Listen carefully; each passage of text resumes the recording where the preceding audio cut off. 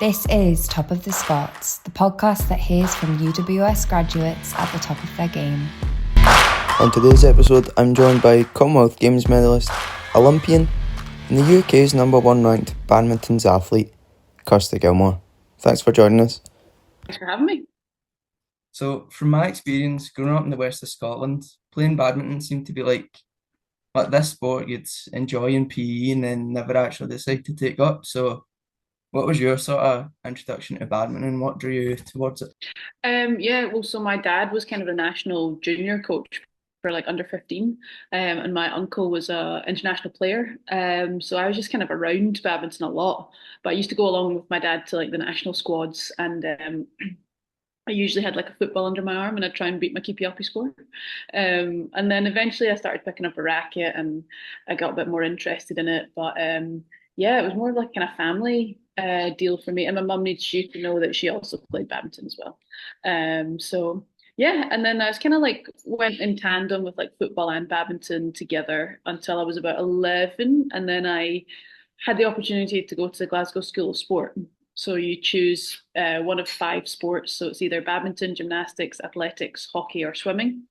And you specialize in one of those from like 11 years old.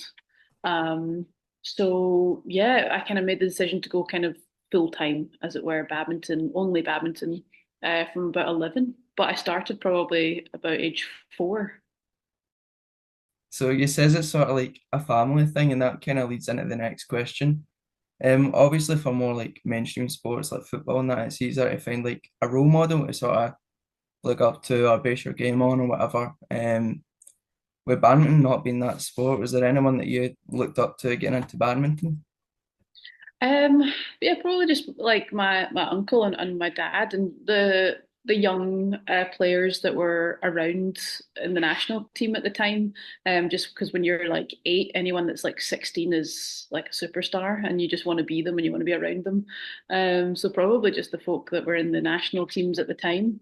And yeah, and then as my career kind of went on, I think Andy Murray's definitely someone that I've looked up to a lot, just in terms of like how he presents himself on court, and just the mentality that he has, but also how he conducts himself off court and the decisions that he's made through his career, and who he's chosen to like hitch his wagon to, and who he's chosen to stand up for. And he's always, like definitely at the forefront of supporting women's sports and development as well. So yeah, he's been a pretty big influence if I think about it as well.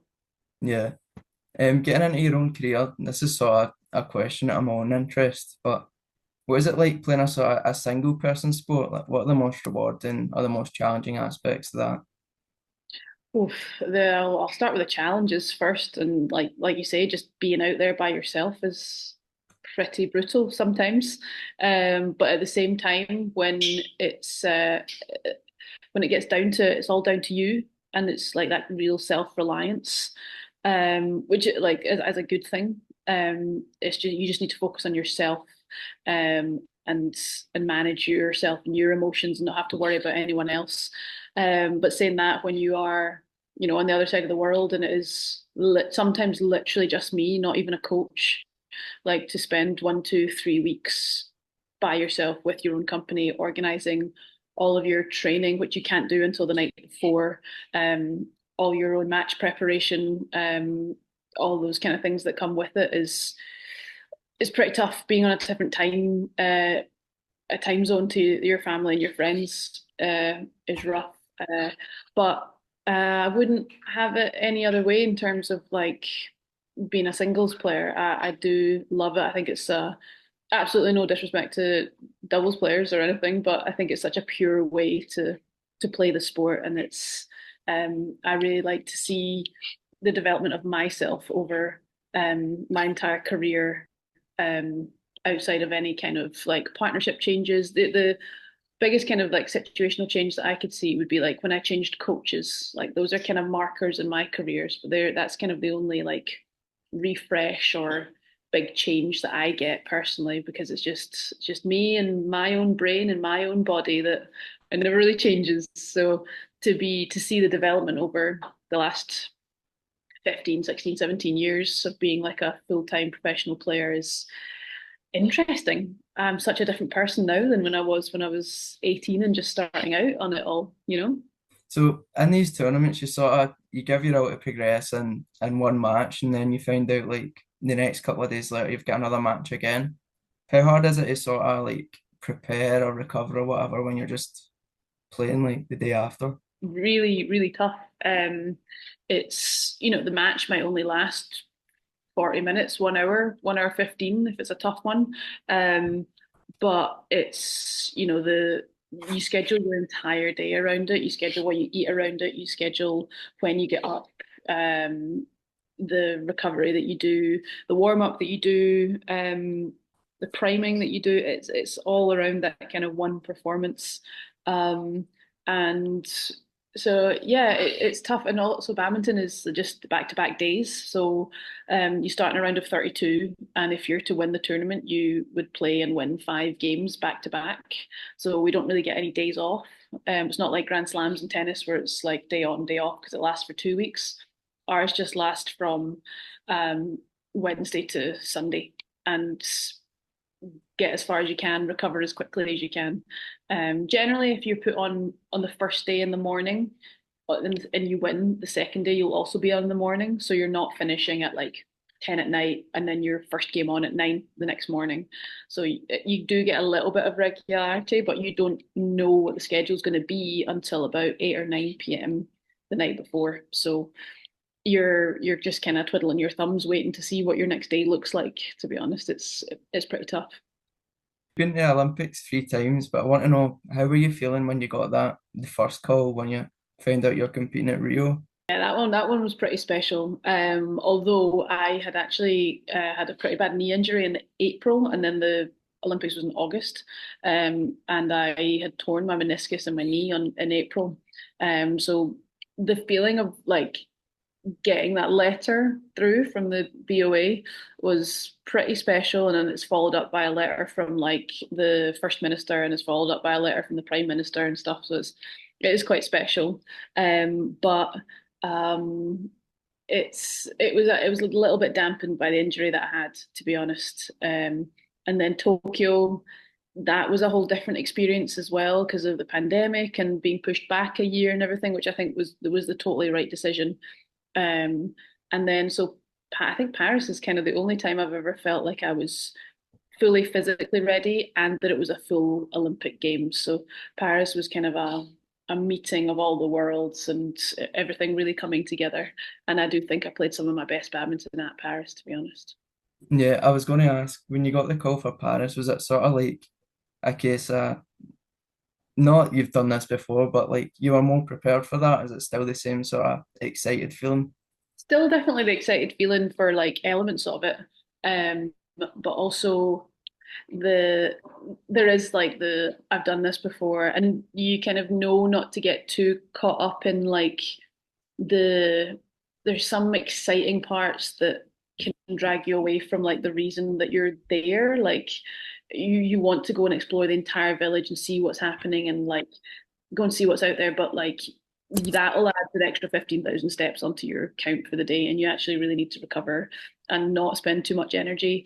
And not to say that I did everything perfect in Paris, that's definitely not. I still felt like a real uh, pull to make the most of it in terms of social media and like post as much as I could or get as much content as I could. And I really wish I'd been able to like resist that urge. So there's definitely but that urge didn't even like exist in Rio because social media wasn't what it was Yeah. then. Now then, so each iteration of the games has been such different challenges. But I definitely felt more experienced and more in control by the time I got around to Paris because I've had 3 Olympic Games and 4 Commonwealth Games under my belt by then. So I definitely felt calmer about the whole thing. hmm So talking about the Commonwealth Games, you won silver the last time it came to Glasgow, obviously.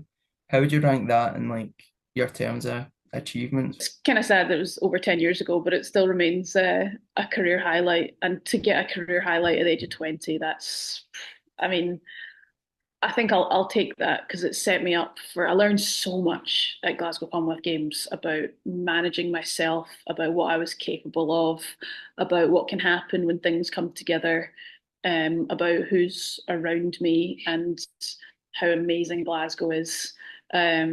So yeah, it was a real learning curve. One of the biggest things I learned from Glasgow was that social media is good. It was just kind of like social media was like in its infancy, but the trolling on social media can obviously have detrimental effects, but also the good comments on social media can also have detrimental effects because at the night before the final, so I got a silver medal. The night before the final, I probably spent 2, 3, 4, 5 hours just reading how amazing I was. Oh, baby. Oh, amazing. How did you do that? Wow, what a semi-final. Incredible. You're amazing. Go get them. And I forgot to prepare for the final. Like I felt like I'd already won. And it took away that kind of fire. So it's something I've been really, really conscious of in any other final that I've been in. So that was a lesson learned early on. So it was like a career highlight, but it came at like a bit of a price and a bit of a learning curve at the same time for sure. Yeah, so just your thoughts and feelings on badminton being one of the removed sport from this year's Commonwealth Games. It was honestly really tough to take. I think it was quite arrogant of me to. I didn't even consider that badminton wouldn't be one of the sports because it's just been such like a solid thing in my life that I would like. I My first Commonwealth Games, I just turned 17, so I went to the Delhi Commonwealth Games. So it was like Commonwealth Games. I didn't go to London, but it's just been like Commonwealth Games, Olympics, Commonwealth Games, Olympics, Commonwealth Games, Olympics every 2 years for the last like 10 years for me. And then for them to announce that badminton wasn't going to be a part of that, it's kind of like a step missing in my calendar now. Like, what am I going to do in summer 26? Like, I should be, you know, playing a Commonwealth Games, but it is what it is. I think they had to make some tough decisions. I can see all the reasons why they should have picked us as a sport because I think we're such a wide, like a broad reaching globally sport. And I think the quality, I think that people love to come watch badminton in person in the flesh. But I also understand that our footprint as a sport is quite big. You need at least 4 competition courts, at least 4 warm-up and training courts, if not more. Even if it's a singles match between two people, you need 6 officials, line judges and service judge and umpire. So I get the manpower is quite a lot. So I can see all the reasons why they didn't pick us as well, but it still stings a little. And I'll be. I've had 4 Commonwealth Games. I'll be absolutely fine. I've had my shot, and I made the most of them. But I'm annoyed. I'm just kind of sad for the 20, 21, 22-year-olds that that would have been a really good stepping stone for them between like a regular badminton tournament and an Olympic Games. The Commonwealth Games sits somewhere like really nicely in between those two. So, yeah, hopefully it's just this kind of iteration of Commonwealth Games, and hopefully we'll get picked back up and we'll be a standard sport going forward. But we'll have to see. You are listening to the Top of the Scots podcast from the University of the West of Scotland. This segment's a bit more general, where we find out the whats and the what ifs of Kirsty Gilmour. Probably the night before Glasgow final was my biggest career regret. I still think about it and I learned so much from it. And it's almost even harder to peel yourself away from your phone now in 2025 than it was in 2014. It's a whole different beast now, but I'm still conscious of it. Any other career regrets? Not really. Maybe I could have started working on like the smart part of my game rather than just the purely physical part a little sooner because my body hurts a lot. So maybe I should have started working on my brain rather than just my body sooner. But that's maybe just me talking today. I'll be fine. I'll survive. So, what do you think the future looks like for you? Is there anything you want to achieve in badminton or even any other lanes you want to like explore? Yeah, well, I think badminton, we'll go badminton first. I think I have a couple more years left in me. If, like I say, if I'm smart, I'd really like to push for the next Olympics. I think 4 Olympics has a nice ring to it. And it's in LA. I think that'd be a pretty cool place to have an Olympic Games. So I might as well give it my all. But I think that might be all I've got left.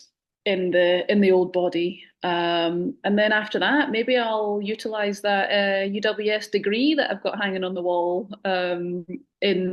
Technically it's in creative industries practice because I went part-time, but originally it was filmmaking and screenwriting. This question was, what did you study at UWS? We know that, but how was that? And like, do you have any advice for the people going through the dissertation season right now? Well, I actually didn't make it to the dissertation part. I just stopped at the bachelor's, so can't help you there. Sorry, but yeah, like I say, I did filmmaking and screenwriting, and I'd say, like, first of all, just enjoy it. Like, there's something really special about being at university. It's kind of like you've got some responsibility, but you've also just got like a real sense of freedom, which is also really nice. And it's kind of everything's quite self-driven.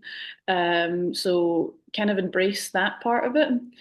It's not going to be new advice, not up to the minute advice, but from what I remember from being at UWS, I had a good time, and it was a really, really nice environment to balance my study and my badminton playing as well.